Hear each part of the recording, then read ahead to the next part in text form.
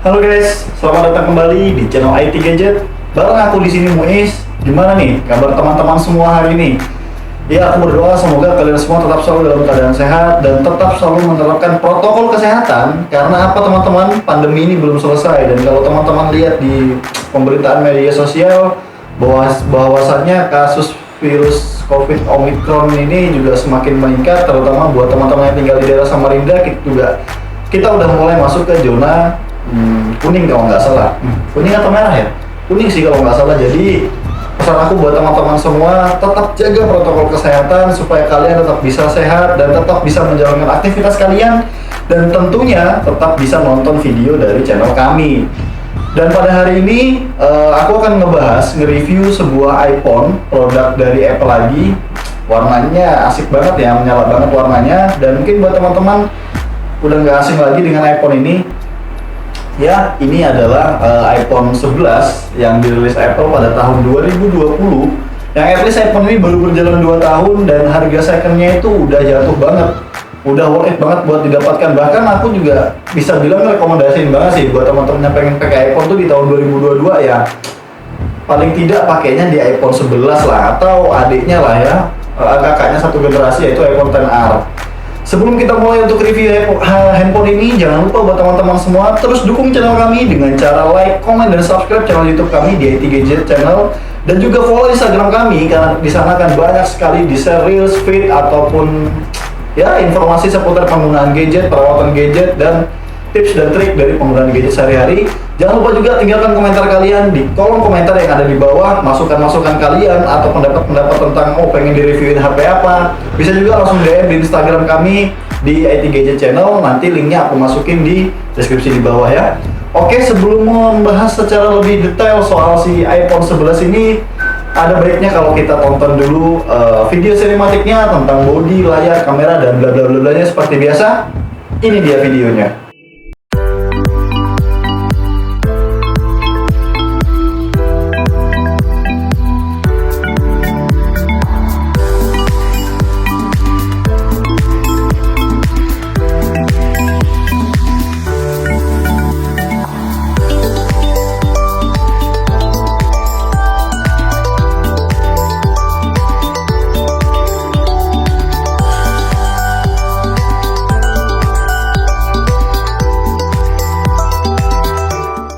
Oke teman-teman, gimana nih tadi setelah ngelihat video sinematik ala-ala yang dibikin sama kameramenku, videograferku, terus sudah ngelihat tentang layarnya, udah ngelihat tentang bodinya, udah ngelihat tentang jenis kameranya. By the way, ini iPhone 11 ini dia nggak kayak iPhone XR ya.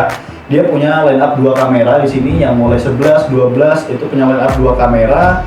Terus kalau iPhone 13 juga masih punya line up 2 kamera, cuman dia bentuknya agak Wiro Sableng, agak miring gitu. Terus buat informasi buat teman-teman, iPhone 11 ini hadir ke Indonesia dengan berbagai pilihan warna, yaitu ada warna putih, kemudian ada warna hitam, kemudian ada warna kuning yang aku pegang kali ini, kemudian dia punya produk juga, kemudian juga kalau nggak salah ada warna biru. Kalau untuk koralnya aku belum tahu nih, lupa maksudnya masuk atau enggak. Tapi coba buat teman-teman yang tahu, coba dituliskan pendapatnya di kolom komentar ya, siapa tahu aku keliru. Kemudian kalau untuk pilihan memori internalnya, si iPhone 11 ini punya memori internal pilihan terendah dari 64GB, kemudian 128GB, kemudian yang paling tinggi ada di varian 256GB. Jadi si iPhone 11 ini dia nggak punya pilihan memori 512 dan juga nggak punya pilihan memori 32GB, dia nggak punya. Karena menurut Apple itu udah nggak bisa ngapa-ngapain kalau 32GB. Kemudian chipset yang dikasih oleh Apple ke iPhone 11 ini, dia pakai chipset A13 Bionic 7 nanometer. Ada beberapa alasan sih kenapa Apple ngasih chipset A13 Bionic, yang at least ini chipset yang sama dipakai di iPhone 11 Pro dan 11 Pro Max, dan juga chipset yang sama yang digunakan di iPhone SE 2, SE generasi kedua yang dirilis iPhone pada tahun 2020. Ya, yang barangnya agak laku itu di pasaran, yang agak susah. Itu juga sudah kita review di channel YouTube kita. Videonya ada kok di channel YouTube kita. Terus untuk ukuran layar, si iPhone 11 ini punya ukuran layar 6,1 inch dengan resolusi 829 x 1792 pixel dengan kerapatan layar ada di 326 ppi. Yang sayangnya di iPhone 11 ini dia nggak kayak iPhone 12. Kalau iPhone 12 itu layarnya yang digunakan sama dengan 12 Pro, yaitu pakai Super Retina XDR OLED. Nah, tapi kalau di iPhone 11 ini dia nasibnya sama, masih kayak kakaknya satu generasi di atasnya, yaitu iPhone XR yang dia pakai kualitas layar yaitu TFT IPS LCD. Wah, susah banget kalau ngomong bahasa Inggris ini, agak kurang luas gitu. Oke, kemudian kalau untuk dari sektor baterai, dia punya ukuran baterai 3110 mAh yang tentunya juga dia udah support untuk pendukungan fast charging atau pengisian cepat 18 watt, yang lagi-lagi adaptornya harus dibeli oleh teman-teman secara terpisah gitu. Kemudian kalau untuk iPhone 11 ini running iOS-nya dari iOS 13, cuman update-nya tenang aja, masih sampai 15.3 dia masih dapat update. Bahkan yang di unitnya aku review kali ini sudah ke 15.3. Barusan banget tadi sebelum kita review kita update. So far untuk menjalankan aplikasi nggak ada bug, nggak ada lag, nggak ada force close aplikasi ya. Ya ini kan iPhone 11 yang baru berjalan 2 tahun. Gitu teman-teman. Jadi masih enak banget lah. Kemudian kalau dari sektor kamera, si iPhone 11 ini dia punya di belakangnya dia punya dua line up kamera ya, nggak kayak iPhone XR. Kalau iPhone XR tuh masih punya satu kamera, cuman bagusnya kalau iPhone XR tuh walaupun dia cuma punya satu kamera, dia udah bisa ngambil gambar potret. Jadi lensanya bisa tetap ngambil potret. Cuman potretnya kalau si iPhone XR itu cuma bisa ke human, cuma bisa ke manusia. Tapi kalau di iPhone 11 ini juga udah bisa ke moto barang, itu udah bisa berkat hadirnya lensa tambahan atau dua lensa dari si iPhone yang hadir di iPhone 11 ini. Untuk resolusinya itu sama-sama ada di 12 megapiksel untuk kamera belakangnya. Bukaannya kalau untuk yang lensa wide-nya di 1.8, kemudian kalau ultra wide-nya ada di f2.4, perekaman video sampai dengan 4K 60 fps, didukung dengan stabilizer OIS, dan juga untuk di kamera depannya dia juga hadir dengan resolusi kamera 12 megapiksel dengan bukaan lensa di f2.2. Yang tentunya hasil jepretannya udah nggak usah ditanyakan lagi. Tapi buat teman-teman yang penasaran dengan kualitas perekaman video dan juga hasil jepretan dari si iPhone 11, aku kasih lihat ini hasilnya.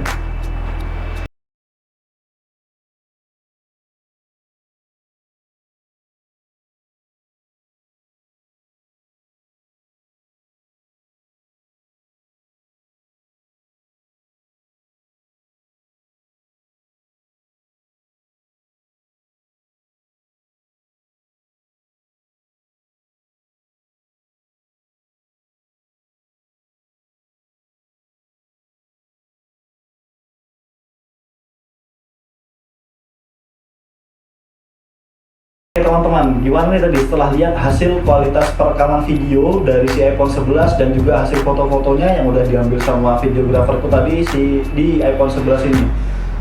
Opiniku sih, menurut aku ya seperti yang selalu aku bilang sih, iPhone nggak pernah gagal buat produk dengan kamera yang hasilnya bisa senatural mungkin. Kalau gradingnya juga oke banget. Ya walaupun kalau misalkan kita mau naikkan ke Instagram atau kemana ya, kalau hasil habis dijepret langsung dinaikkan bagusnya dia overview ya. Oke, cuman ya kalau misalkan mau yang hasilnya lebih maksimal mungkin bisa agak di color grading sedikit ya hasilnya ya, supaya warnanya tuh lebih hidup, nggak kalah dengan Android sebelah yang warnanya hidup banget. Siapa tahu dia juga bisa melawan Pixel 6 Pro. Atau perlu kita bandingkan kualitas kameranya iPhone 11 ini dengan Pixel 6 Pro, mungkin kejauhan. Tapi mungkin kalau 13 Pro Max bisa jadi ya. Kita comparekan. Buat teman-teman yang setuju kita comparekan hasil kameranya 13 Pro Max dengan Pixel 6 Pro, komen aja di bawah, karena kebetulan kita juga punya barangnya Pixel 6 Pro. Kalau mau teman-teman banyak yang minat, nanti kita comparekan hasil perekaman videonya. Oke.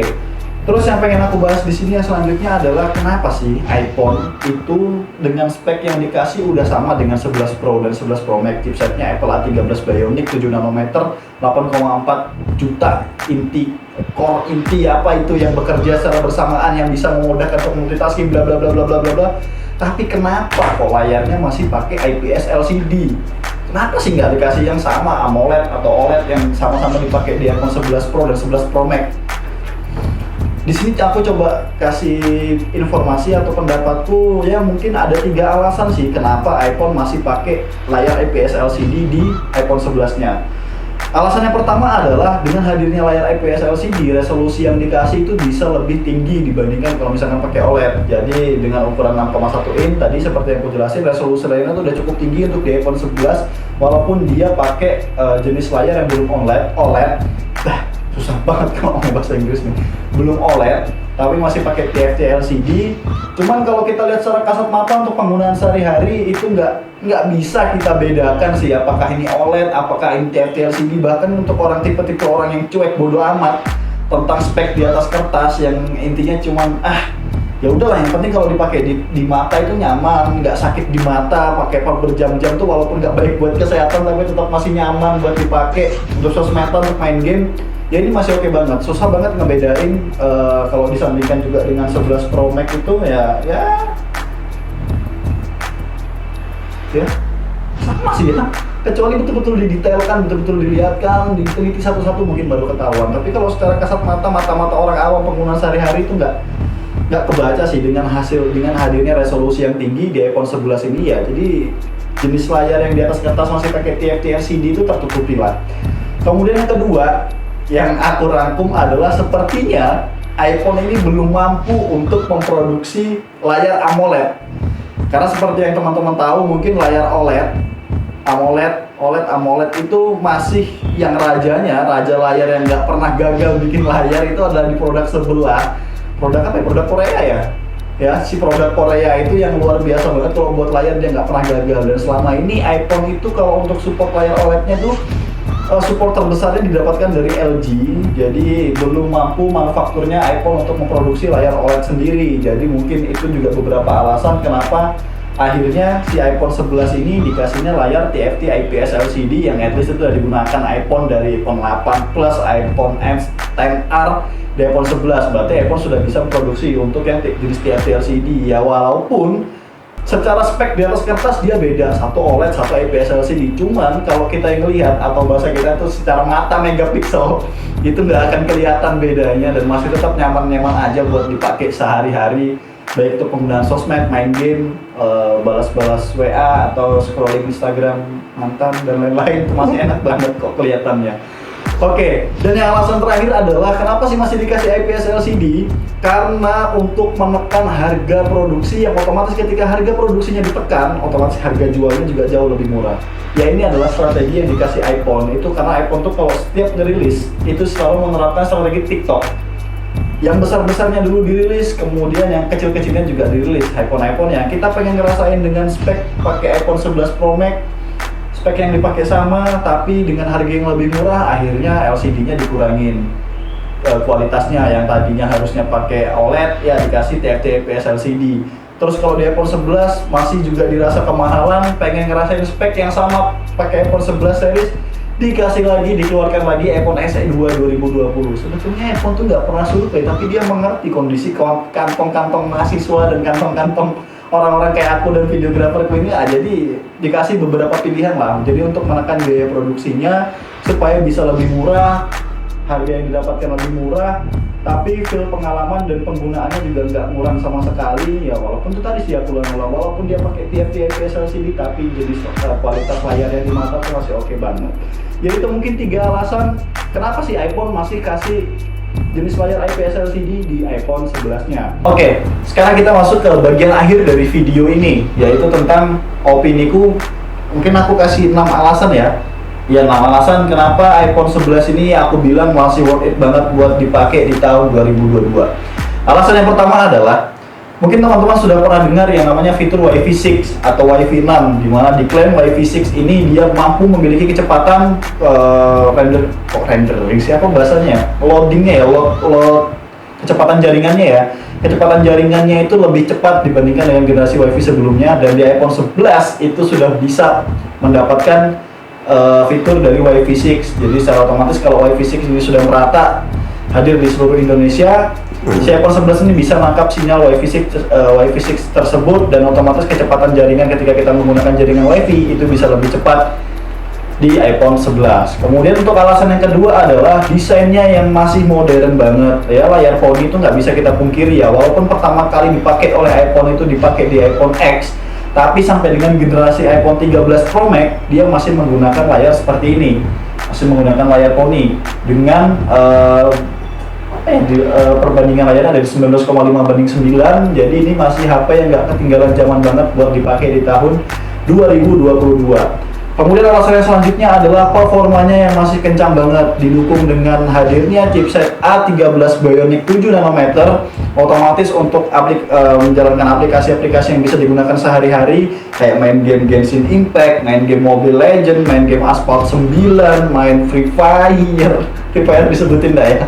Main Free Fire atau main apa satunya tembak-tembakan itu? Lupa. PUBG, main PUBG itu masih bisa banget, apalagi untuk ya sekedar sospedan, main Instagram, balas-balas WA, scrolling mantan di Instagram itu masih bisa banget dipakai di iPhone 11. Performanya masih oke banget. Alasan yang ketiga, ini alasan yang keberapa ya? Pokoknya alasan yang selanjutnya adalah, wah ada bom, gimana aja ada bom guys. Nah, alasan yang selanjutnya adalah kapasitas baterainya yang besar banget. Ya, sorry, alay banget kalau besar banget. Kapasitas baterainya yang besar didukung dengan penggunaan tipe layar IPS LCD yang masih oke banget buat dipakai di sehari-hari.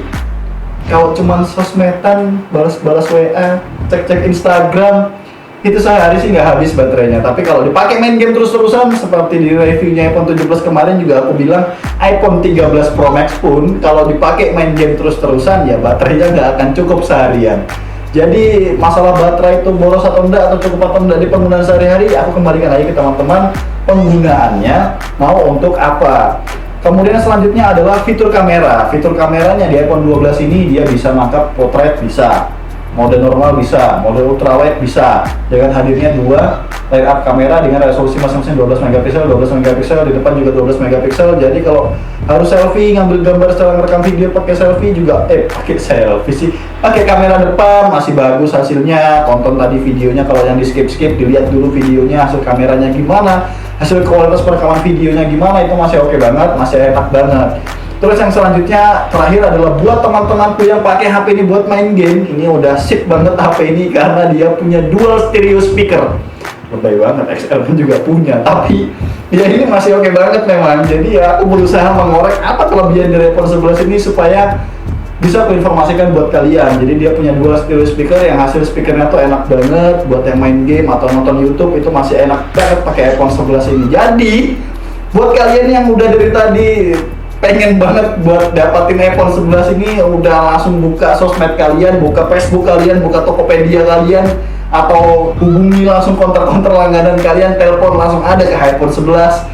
Ada, itu pasti ada, karena harga secondnya itu udah jatuh banget, ada di kisaran harga berapa ya? 7 jutaan kalau nggak salah, untuk varian 128GB itu ada di 7 jutaan, jadi masih worth it banget didapatin dengan harga 7 jutaan. Pengalaman yang dipakai sudah oke banget buat dukung performa harian kalian. Mau dijadikan ini sebagai daily driver handphone, bisa. Mau dijadikan secondary driver, bisa. Mau dikasihkan gebetan kalian juga, ini bisa banget tentunya ya teman-teman, seperti itu. Jadi mungkin segitu dulu ya review aku kali ini soal iPhone 11. Mohon maaf kalau di video ini kita banyak bercanda, banyak ketawanya, tapi ya supaya kalian lebih enjoy lagi nonton video-video kita, nggak usah terlalu tegang yang gimana-gimana, jadi kita enjoy aja di sini. Belum tentu apa informasi apa yang aku sampaikan ke kalian tadi sepenuhnya benar, tapi kalau misalkan ada yang perlu dikoreksi atau ada kekeliruan dari aku, bisa langsung ditambahkan aja di kolom komentar, karena di sini kita juga sama-sama belajar. Bukan berarti aku selalu lebih pintar, tapi juga kadang-kadang teman-teman yang di rumah yang lebih tahu. Seperti itu. Sebelum aku tutup video ini, terima kasih buat teman-teman semua yang sudah tonton video ini sampai akhir. Waduh, luar biasa banget buat kalian. Jangan lupa kalau sudah nonton video ini sampai akhir, diklik subscribe-nya yang di bawah, dicetek gitu. Kalau perlu loncengnya dihidupkan, gitu dihidupkan, supaya kalau kita upload video baru kalian bisa langsung tonton, langsung IT Gadget lagi ngupload video baru, langsung muncul notifikasinya. Jangan lupa juga tinggalkan komentar kalian di kolom komentar. Follow Instagram kami di IT Gadget Samarinda. Nanti di sana banyak sekali yang akan di-share tentang informasi, edukasi, dan lain-lain. Akan kita share semua di sana. Dan share video ini ke teman-teman kalian, supaya teman-teman kalian juga ikutan subscribe channel YouTube kita. Seperti itu. Terima kasih. Terakhir dari aku, jangan pernah takut untuk berpikir yang tidak biasa, untuk sebuah mimpi yang luar biasa. See you to the next video. Dadah.